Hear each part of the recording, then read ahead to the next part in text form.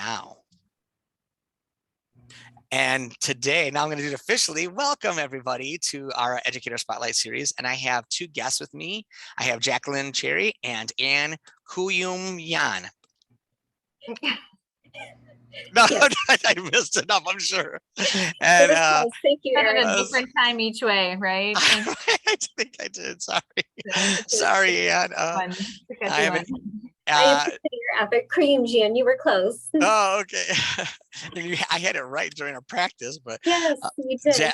Jacqueline is an ELA teacher, and Anne is their career development facilitator in Southline Community Schools. And I do have their email addresses up there, but if you have follow-up questions afterwards, like we just run out of time, but you're like, I really would love to follow up with them, I'm sure they would be happy to take questions. Just reach out to me. My email is posted at the end, and I could be happy to put you in touch with them. But today's topic is the American Dream Project, connecting content to careers. And with that, I'm going to stop sharing my screen so that we can kind of get into conversation mode. So what I wanted to start off by, I guess, sharing is I first heard of Jacqueline and Anne through an article that was posted in NCDA's Career Convergence magazine. And if anybody's familiar with NCDA, I've gone to their conference. I'm actually going to be at their conference this summer in Anaheim. Are either of you going? I wish. No, I'm gonna get okay. No, but I'm actually doing a presentation there, so I'm like, all right, great opportunity to get out and go out and mingle a little bit. But I saw the article on this American Dream Project, and it caught my attention, so I checked it over, and I'm like, this is perfect. And I thought I would love to actually reach out to them. But what you talked about in the article is exactly what I feel like career readiness should be. It should not be an teaching and career readiness. It should be teaching through career readiness. And so it was a really great read, and I would love for you to share a little bit about your story. I don't know who wants to start first, Anne or Jacqueline. Maybe Jacqueline, start how this got started. I can absolutely start. So we were looking at benchmarks for the state, and we were looking at one of the units had to do with research. And in the past, you kind of tie it to some literature that we're reading in the English course. And I was just working with a brand new teacher out of college here and co-teaching several different sections. And so I sat down and I was like, all right, new, fresh blood, fresh minds, tell me what you're thinking. What should we do here? And then I also was in the process of talking with my mentor teacher, Katie Nolan, who works over in Williamston Schools, and she had done something similar with a different group of students where they were a variety of career readiness type activities that went with it. So we took that, she shared that information with me. Caitlin Pyle, she wasn't able to be here today, but she was also instrumental in planning. She and I sat down and we started looking at, well, what could we use from this? What could we do to just have a research unit that really is connected to real world experiences as much as we can. I mean, we read in the semester, we read the other two major pieces that we read are The Great Gatsby and A Raisin in the Sun, the play A Raisin in the Sun. And then so we dabble a little bit in other smaller pieces, some poetry from the Harlem Renaissance and whatnot, but those are our major texts that we use, both of them very much so tied into this idea of the American dream. So we just started spitballing with it, and we started with the kids and we said, hey, we've got this unit, we're going to try something different. It might be a little bit muddy, but we want to assess at the end. And it was kind of sticky, and there were some spots that had to be worked out and whatnot. But for the most part, the kids were really into it. And at the end, we took their feedback, and Caitlin and I worked pretty closely with a lot of different co-taught sections over the next 4 years after that, and really had the opportunity to take some days to work through, iron out, add some components. And then of course, we're lucky to have Anne in our building and in our district. So we were quick to get her on board and say, well, let's get you in and do some stuff with that. And it's been helpful too, in just being able to have more professional voices in the room too, and to answer questions maybe that I wouldn't necessarily know offhand, but Anne has some of those connections and whatnot. And it's time for the kids to actually, run their questions by her. We know our students are just as busy as everybody else here, and making time for them to go down and sign up and get this stuff covered. If they Yeah, even know who to talk to, sure. they might not get to it. So Sure. So, okay. So that brings me to, you mentioned Anne came in. So Anne, tell us a little bit about your role and then how you came into this project and what eventually kind of led it to the current iteration it is now. Sure. I was thrilled to be asked to be a part of this unit of study. It's a dream, really. It's what every career oriented person would love to do. I think it's what's best for students to be able to give them real quality time thinking about their careers, doing meaningful research, having conversations, interviewing people. I know Jacqueline will explain more of the details about the unit itself, but it is so well constructed. And a few years back, my counterpart at the other high school was first to be involved in the unit.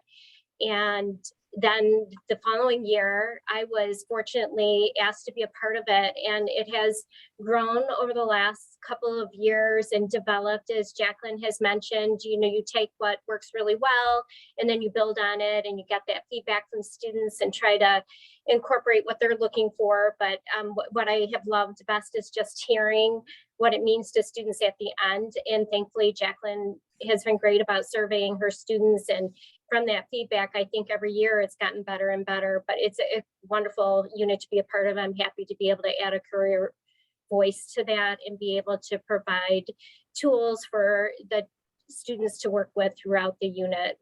Okay. All right. So good. So you kind of gave big picture. Now let's get into maybe some of the detail stuff. So you're having them do a research paper, and I heard American Dream, or I heard The Great Gatsby, and you said I Raisin in the Sun, and was there another one? I heard another. those are the two major. Those are the two major ones that we look and at. if I remember correctly, the first time we talked, what really resonated with me is like the kids are doing this, but full transparency, the kids just were struggling to connect to the content in some ways, right? So I what? mean, The Great Gatsby is it's Right. up there for anybody, let alone for Okay. 10th graders. So how were you able to somehow find some either loose or really specific ties between some of your readings and kind of somehow pull that back and to make this to become not just yet another thing, but to become relevant to the content that they're already learning? Well, so we start off the unit just trying to hammer out what the American dream is. So we start with that. That's our spot. Like, what do we know about it? What is maybe that, I don't want to say stereotypical, but that like general vision of what it is. And then we start to look at different voices, and there are a few TED Talks that we look at. There's a few articles that we pull, and we just start to look more and more into what other people are saying about the American dream. And along the way, we're asking the students to identify the things that they want and they need. And so it starts off with, oftentimes it's a conversation about money and wanting that. And we talk about, well, why do we want money? We can't eat money. We can't, it won't keep us alive and whatever, but it gets us these things that we want. And we also talk about and kind of differentiate like the different things that people want. Some people want a very high paying job because they have very expensive tastes and they want all of these things. And others are like, no, I don't want that. I want to be able to live a good life and easy and the people around me are important, whatever. So we identify what are some of the things that we basically work for, or what are the things that we are chasing after. And we tie careers into this idea of it's, our work is going to be a big chunk of the time that we spend in our lives. So can we get to something that we really love or we really like? And then we look into like, what does that afford us in terms of that list of wants and needs that we have? So that's a great question when you talk about you get them to start talking about it. So one of the first things that came to my mind, and this might be insightful, I honestly don't know the answer to that. When you first start bringing this up to the kids, how many of them are faced with, what grade is this again for?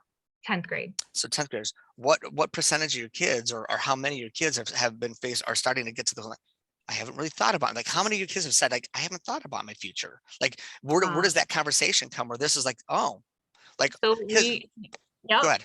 We use an exit slip for that. It's one of the first things we do too. We talk about, we say, you know, there are some people, you know, I guess to invite all of them into the conversation, we poll and say, maybe you're on that one side where there are some of us who have a plan. We've looked into programs. We know what we want to do. We have like, you know, we understand what the job is. All the way on the other side of it, maybe you're on this side of you're like, I haven't even thought about it. Why are you asking me such a question, right? And then we probably have some people that are somewhere in the middle, and you know, you have some ideas of maybe the fields that you would like to be involved in, or maybe, I mean, I was one of these kids too in high school. I didn't know what I wanted to do, but I did know what I didn't want to do. And so we poll them and have them kind of weigh in on that, and we take a look, and we always looked at these in terms of like, can this information kind of drive some of what Anne presents or some of the other stuff that we look at. But consistently, they really falls into like 33, 33, and 33. We've got kids that are on all different sides of the spectrum in terms of what they've thought about. All right, So Anne. Oh, sorry. I'm try to sorry. make it so it's helpful for like, we don't want someone to shut out and be like, well, I know what I want to do. Right. For sure. So, For sure. but So Anne, following up with that, okay, so obviously in the EDP, and for those who are not maybe familiar, EDP is an educational development plan, which sometimes sounds like a kind of a dirty word, or educators or teachers like, I don't even know what that is, right?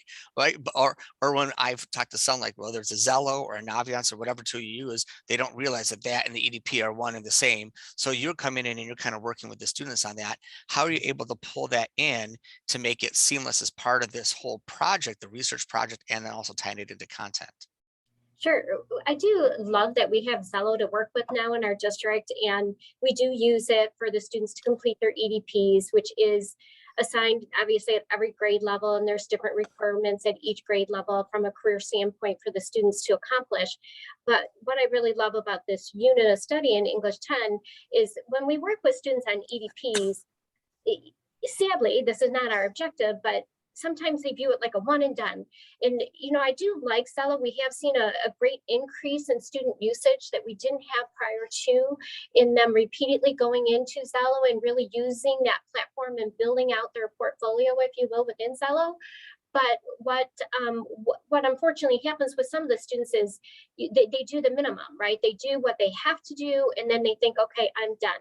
And we just want to like continue that conversation and really give them more quality time and have them dive deeper into those elements that that we have access to within Zello, but also within our other tools as well. Things such as the personality inventory, and what does it mean, and how does that align with occupations, and how can that be a guide, and how can you look at careers based on interest, and then also introducing the ONET to them as well, so they can cross compare and maybe glean a little bit more detail from using both of the platforms, if you will, and doing both interest inventory, the Holland code test, you know, that will connect them directly to ONET after for the results, as well as using the Zello personality inventory, the interest inventory that's embedded within Zello as well.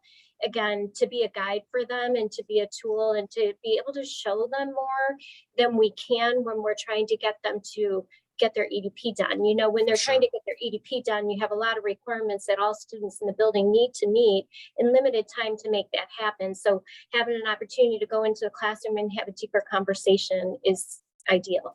Well, I'm going to second that. I mean, I'm doing a presentation tomorrow, and one of the slides I show is basically 7th grade, 8th grade, 9th grade. It shows EDP interest inventory, EDP, because what that happens is like, I'm meeting the rules, and every year they do the interest inventory. Like, I've already done this, is what the kids will say. Or my oldest is a 9th grader, and we've had some of those conversations. Hey, when you start doing that, let me know so we can talk about it. She goes, yeah. And she actually texted me one day, Dad, we're doing Naviance in her district is Naviance. So I'm doing, and she goes, ugh, right? And then that night we got home and I started like, well, tell me about you. You did that. So tell me a little about you, because it was kind of boring. And then she started showing about her personality profile, and she started showing me some of the things like how she learns, and the what best style is your best learning style, and what environment to be in. I'm like, oh, that's kind of, she goes, yeah, that's not so bad. It's kind of interesting. I said, how much did your teacher talk to you about it? She goes, not at all. And I think that's the difference, because there wasn't conversation about how do I interpret with these data points in here? What do I do with this? Well, of course, it's hard for the kids to become engaged, but now you're doing this as part of self-exploration and tying it to content. Now all of a sudden there's some relevance. So let me ask, going back to the conversation earlier, and by the way, if any of you have questions, feel free to throw them in the chat, and I'll definitely make sure we open it up if you have questions and you want to ask them just straight out. But going back to that EDP, so the kids are doing the EDP, which maybe they've done already a couple of times, and maybe the first thing you get is we already did this, but they're doing it and they're exploring a little bit.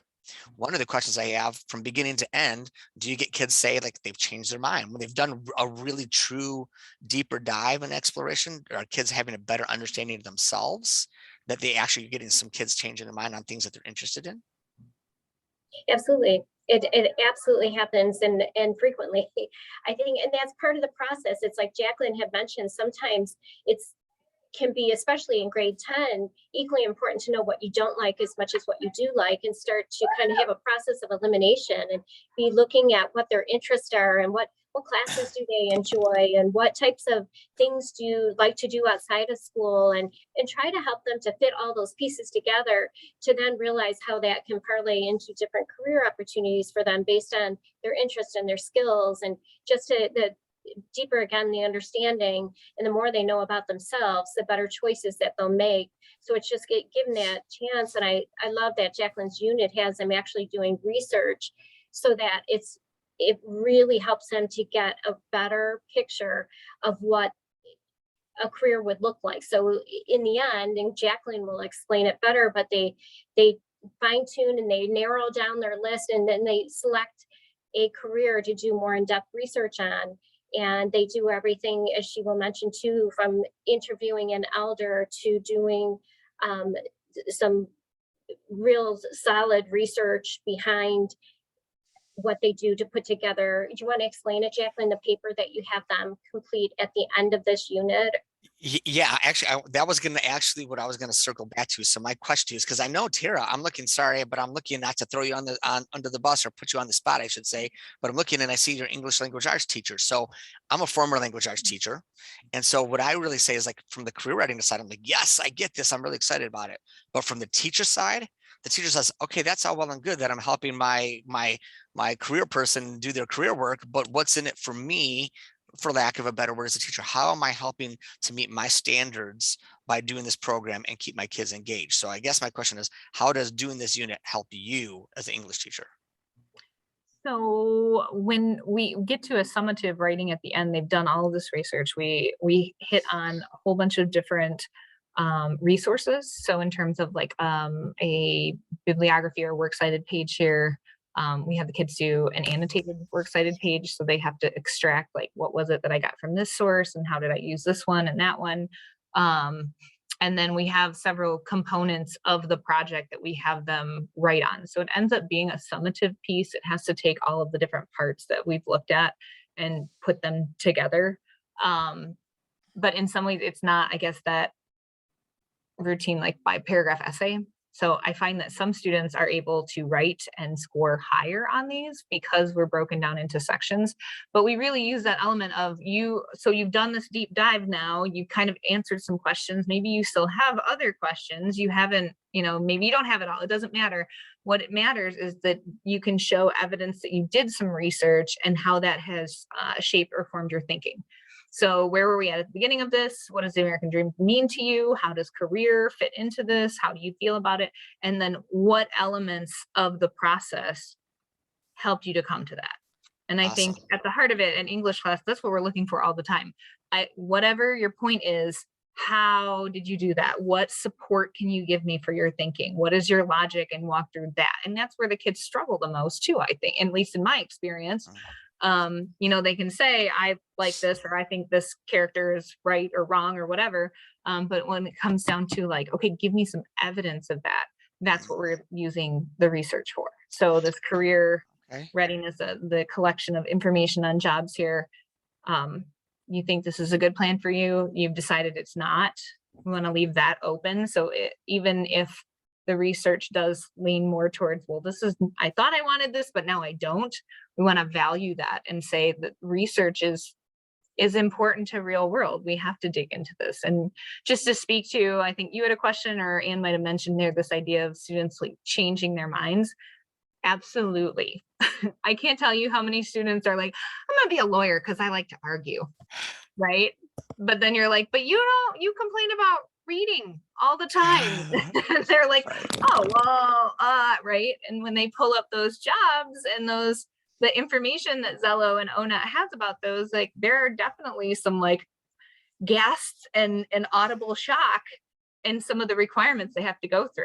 And so then we also work on saying, well, okay, so this research is helpful because now these programs also show you these different fields that you can look into. And 9 times out of 10, the similar careers that are suggested or things that are said, like this is also in the vein of what you're interested in, we can find something that's more manageable. So if you're looking at, I want to be a doctor, but then 8 to 10 years after high school is totally out of the question for you, well, you could still be involved in the medical field.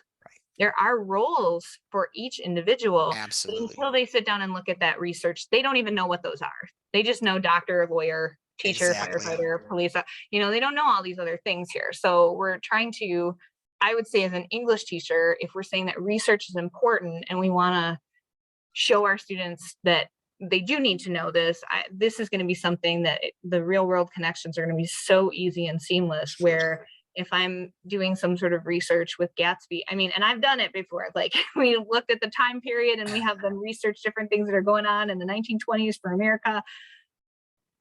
Some of them do it, but I would argue that this model allows for far more depth for those students that really are high performing. They dig into it and they go down some of those rabbit holes, or they have questions that are very relevant for Anne that they can get answered and get some feedback on what are some other things that they can be doing to kind of better themselves for whatever they want to do. And for those kids that haven't thought about it at all, they get that time to start thinking about, and oftentimes, at least this is my hope, is that oftentimes we have kids that now feel like there is something in it for them. Good. So, and actually, and I want to make sure I open it to questions. So I haven't seen any in the chat, but if there are, please throw them in there because we want to address them. But 2 things as a former teacher that come into my mind right off the bat, because for teachers, and I mentioned this before, for a lot of times teachers like, that's just one more thing. You're asking me to do one more thing by doing in this. But in this case, my questions come around 2. Number 1, standards. Are you able to continue to do this unit and still meet your standards? People are like, I don't have time to do that. So how do I meet these within my standards? And then B, student engagement. What does it do for student engagement? Standards and engagement. So, so in terms of standards, like I said, we look at, this all came from looking at the previous year of research, the research unit that we did, and me saying, I don't really love it. So let's see what else we can come up with. And, again, you're a young thing coming out of college, you probably got some good ideas that I haven't even heard of yet, right? And so we kind of collaborated with that. And then what was the second part? The state being able to meet standards. Like, are you able to still feel like you're meeting a lot of your curriculum standards through this unit? And then as the students doing it, what is the level of engagement? You just said some of them definitely have dived in deeper because I feel like maybe it's more meaningful to them. Oh, absolutely. Like, I think that this is the unit that if I'm going to get a kid to get into things, they're going to get into it. I think it's this is a unit. So, we still have some kids that are very reluctant, and I think we have to be sensitive to, there are certain kids that probably this unit is like very daunting. So I think one of the things we have to do for student engagement is make sure that we keep an eye out for those students that maybe this is like so overwhelming, or they're not quite sure where they're going to start, or they don't know what their other options are. But in terms of engagement, for the most part, I feel like I've got most kids are doing assignments and giving it a try, and are surprised at some of the information that they find. And absolutely, I think it's real work. We break down, we look at the research in terms of like jobs and careers. But then we also do some small lighter activities in terms of just budgeting, getting a general sense of like, what does it cost to live if you want to live around here? If you want to say you want to move to New York City, like, well, cost is different. Let's take a look and see what those averages are and see what's out there to kind of prepare you for if that's something that you're interested in. So in terms of, we're reading different texts, we're listening to and viewing like different perspectives and different what would you say, like the content like media and presentation here. We have students collaborating with one another. We have them thinking critically about the information that they're pulling up too, especially in the budgeting and the planning and trying to figure out like cost and whatnot. They really have to dig into it, and we have to show them, and we navigate some of the articles in terms of how do we determine if this is a useful and a source that has integrity, that we can take at face value, where we can say, this is probably someone who's speaking from a point of knowledge here. So I feel like there are just so many things that we can check off with this unit that, and at every angle, they become, more applicable, and there's more things to do. One thing we haven't done that I would really love to do is look into like colleges a little bit more. Because I do think like for some kids in terms of training and programs, that's something that we could easily take a day and work through that. And then also looking at and adding an element in terms of like looking into college programs and saying, well, okay, this is what you want to do. So what route do you have to go, and give them time for that? Sure. And that's a good segue to this question, because Glinda, who works with Western Michigan, wrote that I really like hearing about this assignment in the English course. I wonder if you also thought about how you're engaging students with questions, researching information, and values. Exploring values is definitely an aspect of career exploration. So this unit sounds so exciting and helpful. And she says, I love the real world application. So Anne, maybe could you address, do you talk about career questions? Do a lot of those come up? And do you do any type of work values or anything like that, assessments as part of this unit?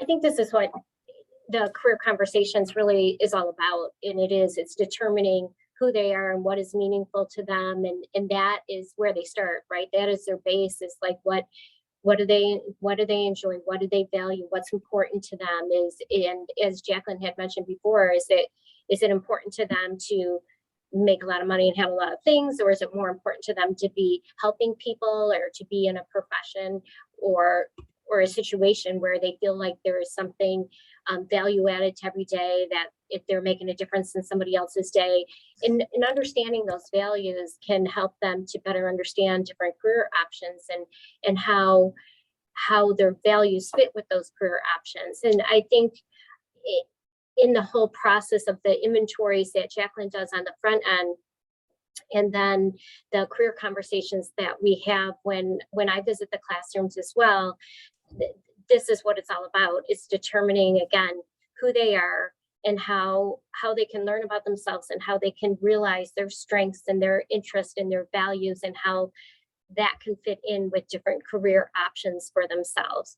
And I think that in terms of like making this a unit that can appeal to a lot of people too, I know Caitlin Piles, when she first was working with us on this unit, she did a lot to try to think in terms of how can it be simplified or made easier for all students to follow and to be valuable for all the students. And she started with creating a graphic organizer for Zello. And then later I added the one when we decided to do more exploration within ONET, to have a graphic organizer for ONET as well. And I think that has helped all students to really see the visual and then to be able to learn how to navigate those sites, because they're the ones that are doing the hunt and peck, if you will, to find where they can find different things within there.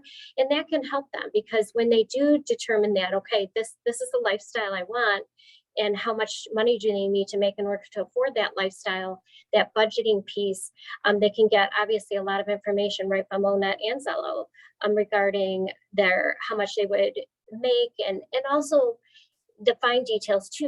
What are the tasks of the jobs? What are the skills? So they can be working on those things throughout their high school years, so that they are prepared for those professions, knowing that they can change their mind at any time. Most people do, but to have a goal, I think that what I have seen in my role since Jacqueline has started this unit is the difference that it makes for students, and how much more serious they look at their future and their future planning and what they can be doing during these high school years, realizing that it is a short time and that, yes, they're sophomores, so you still have a couple of years of high school, but that time goes so quick, and really making the right decisions now sets them up for the futures that they ultimately want.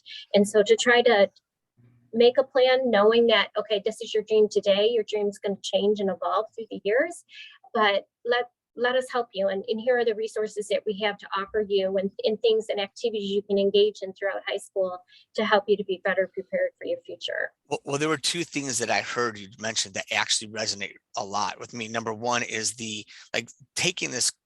doing this assessment as part of the unit does not mean they're locking themselves into the job, but what you're teaching them is the skill of how to go through the process. And when you change your mind again, I know how to research and kind of figure out if this is the right fit for me. It's not about finding the career, it's about knowing how to go about doing it. And then the second thing that you had talked about, both within the values, but also you talk about doing it in 10th grade. I know, to me, I actually like the fact they're doing in 10th grade as opposed to a senior, because now they have time as they continue on the rest of their high school pathway, like, oh, I'm really interested in this. And they can start taking classes that line up with that. Or they know, like, I'm interested in this school. Oh man, I've got 2 more years. I better get my butt in gear, or something to that effect. Tara was able to throw, I don't say, if you have any questions, here's a chance to throw them in now. Kara asked, I usually use the Great Gatsby also, and to assess their speaking and listening skills through a Socratic circle. So she says, my mind is spinning while listening to this about how I can incorporate questions about their values and career exploration into those questions they discuss. So she said, thank you. So are there any other questions or comments? Let me just share? throw in there with Yeah, Gatsby please. very quickly. In like the last year or so, also I would say this unit worked really well, and it modified and worked for like working at home and virtual classes too. So it was one of those that it was like high interest to keep the kids when they had all the reason to be like, and camera off and I'm gone.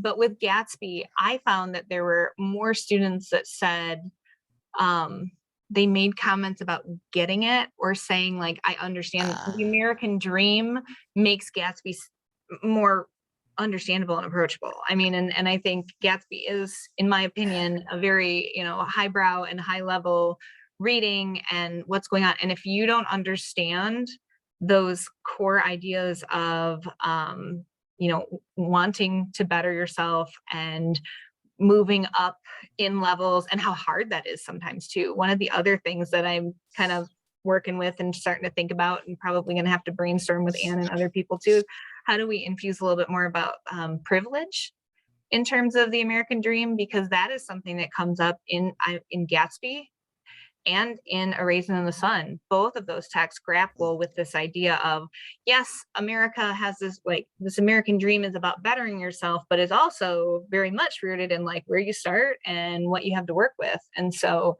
there were a few comments that came up during Gatsby that were like, oh, aha moments with this American dream. And I think that it comes from them understanding, we really start with picking that idea apart before we infuse this idea of researching and careers. And also I think just another thing to keep in mind is like keeping the platform open to validate and welcome any option. Like we don't look in terms of like, well, we got to go down this path or that path. Everybody has a path here, and everybody has something different that they want to get. So all of those ideas kind of are on their minds when we get into the literature, which we will do 2 weeks from now. We've got to wrap it up, but I do want to mention I'm thrilled that you brought it back to like what the kids get out of that, because to me, when you're teaching content and the kids like, aha, those ahas are coming from something you're doing that is unrelated but related, and they're like, oh, it's making the content make more sense, then that means what you pulled in was not just an and one, it was helped to really actually pull it all together. So and Glinda should really love the connection between the American dream and the connection to career from both of those texts. So I got to share my screen. I hate it. I'm really enjoying this conversation, but I feel like we need to kind of wrap it up. And so, oops, where's my PowerPoint here? Let me get back to my presentation. Is that back up? Yep. All right. Yep. So wrapping up, Got to get to, we have 2 more of these scheduled this year, 2 more Educator Spotlight Series. Next month on April 25th, we have Melissa Arentz and Rich Boggio from the Academies at Romeo High School. So they're out in Oakland County. I don't know, Oakland or Macomb. I think they're Oakland County. And they're going to talk about like academies and having like schools within a school. So schools that focus on one school focus on math and or healthcare, another might be focusing on construction or whatever. So a school within the school system. May 16th, I have John Linker from Kellogg'sville here in Grand Rapids talking about work-based learning programs. We have career chats. So if you're not familiar with that, we do those a few times a month, 3 to 5, 6 times a month. One of my colleagues does them, and she actually has people out in industry come on, and she gets guests to talk about different industries. And so we'll have focus on hospitality and tourism in March and education and human services in April. And finally, upcoming events. In 2 days, we have, if you're a counselor or a teacher who actually has some flexibility in your schedule, on Wednesday, we have from 8 to 11, it is 3 hours, a 3-hour session, the Career Readiness Network, where we have basically 5 different topics we cover every time. And we'll talk a little bit about militaries and careers. We're going to talk about the ASVAB, talk about career employability skills. So we have that March 23rd, and then again, May 12th. And if you have never participated in this before, but yeah, like, oh, I actually think I'm doing something cool, I'd love to share what I'm doing. Or you know somebody who's just a rock star teacher who does a great job of embedding career readiness into instruction, just like Cherry, Jacqueline, and Ann are, then go ahead and fill out this link, bit.ly/spotlight guest. And there's just a quick survey. Say, hey, Eric, I'd love to talk to you a little bit about it, see if it's a fit to do an interview for next year. So bit.ly/spotlight guest. Last thing, and I will put this in the chat in just a moment, so bear with me. Otherwise, you can write it down. In order to get the sketches, you got to fill out this quick survey. It is bit.ly/ESS-sketch 2021-22. So you don't need to put 21-2022. It's just hyphen or ESS-sketch 2021-22. And the 6-digit code is 393-612. Again, I'll put that in the chat in just a moment, 393-612. With that, this is our email address, my email address. It's our web address, canisd.org/career readiness. And with that, I'm going to say thank you so much to, I did not hit the screen share. Like, man, hold on, where's my screen share? Oh, it's over here. Stop sharing. You know, I see all my questions behind the scenes. So with that, I'm going to say thank you to Ann and to Jacqueline for your time. Thank you to the guests for joining. If you have any additional questions, we'll stick on for just a couple more minutes, but I'm going to go ahead and stop recording and say thank you and have a great day. Thanks for having us. Thanks for having us to share.